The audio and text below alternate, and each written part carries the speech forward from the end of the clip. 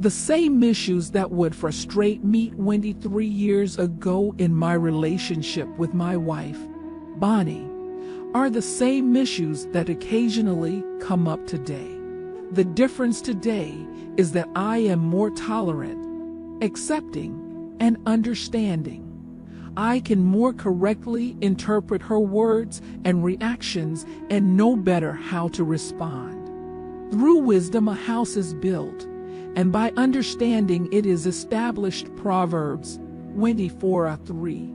Without an understanding that men and women are supposed to be different, it is such a temptation to think men shouldn't be that way or women shouldn't react that way. Gender differences helps us to be more tolerant and forgiving when someone doesn't respond the way we think he or she should. When we expect our partners to be more like us, we are automatically giving them the message that they are not good enough the way they are. You are not good enough is definitely not a loving message, even though you may be feeling very loving when you think it. Gaining a better understanding of why your partner behaves or responds a certain way will surely make your relationships easier and better. Increasing tolerance for our differences does not mean passive acceptance of a problematic or passionless relationship. Work stress, daily challenges, and life issues with higher demands of lasting romance at home makes relationship more challenging for most people today. Men often need to go to their cave to recharge from the day. This, however, doesn't justify staying in the cave all the time. Women generally have a greater need to share feelings as a way of coping with stress. This doesn't mean a woman can just go on and on or expect a man to stop and listen to whatever she has to say whenever she feels like it. Perfection is not a requirement for creating great relationships.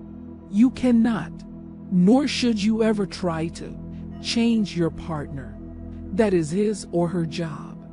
Your job is to change the ways you communicate, react, and respond to your partner.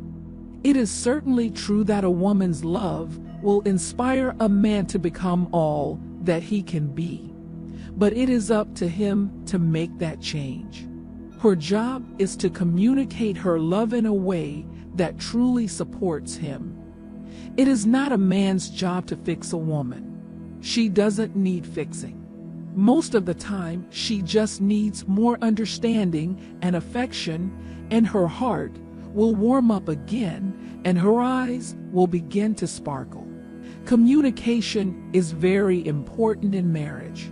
It is important for spouses to share their thoughts and feelings and to be sensitive to each other's needs. With better communication, you can more effectively give the support you seek, and in return, you will be more successful in getting the support you want as well. As men and women, not only are our styles of communication differs, but our brains, hormones, stress reactions, nutritional requirements, and exercise requirements are different as well. Many marriages have ended up in divorce, not because of the enormity of what took place between the two people involved, but because they just could not engage in effective communication. The main cause for breakdowns in communication is usually a lack of understanding of male-female talk styles. Women naturally tend to talk more than men. Unlike women, men do not have a constant burden to share their thoughts, feelings, and needs. Yet this is important for the growth of the marriage. Where there is no talk, there is no relationship.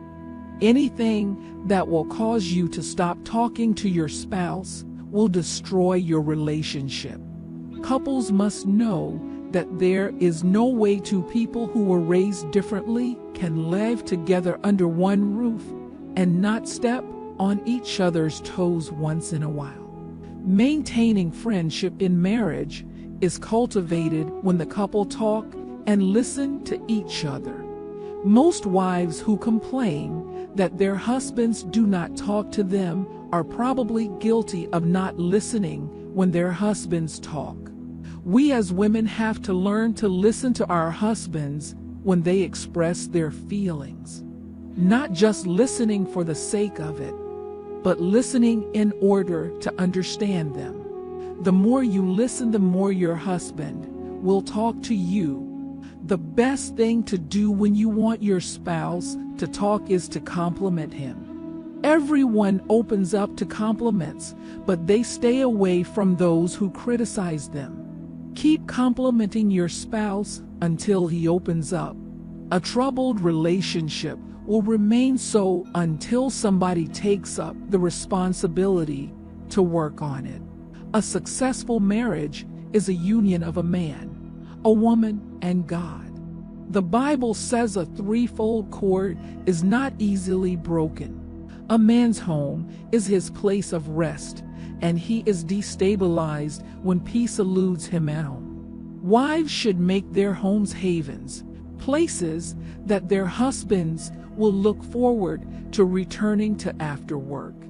Treat your husband like a king, and he will treat you like a queen. In times when couples have to correct one another, they should desist from criticizing each other. Criticism only results in resentment and ultimately malice. I always recommend that any correction should be preceded with compliments.